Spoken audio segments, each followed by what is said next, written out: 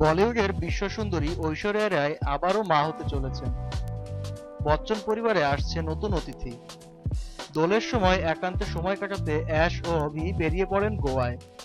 আর সেখানে তাদের একটি ছবি ভাইরাল হয়, যেটি দেখে নেট দুনিয়ায় এখন একটা কথাই ঘুরপাক খাচ্ছে, আবারও কি মা হচ্ছেন ঐশ্বরিয়া।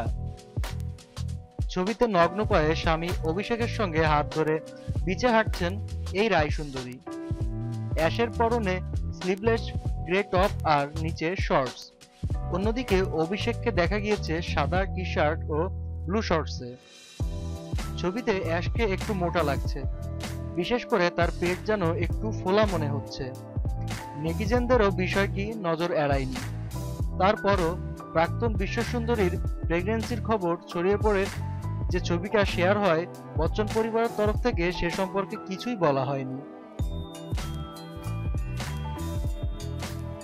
প্রসঙ্গত 2007 সালে অভিষেক বচ্চনের সঙ্গে গাঁটছড়া বাঁধেন ঐশ্বরিয়া রায়। 2011 সালে তাদের ঘর আলো করে আসে প্রথম কন্যা সন্তান আরাধ্যা। যদি এই গুঞ্জন সত্যি হয়, তবে বচ্চন পরিবারের পরিধি আরো বাড়বে।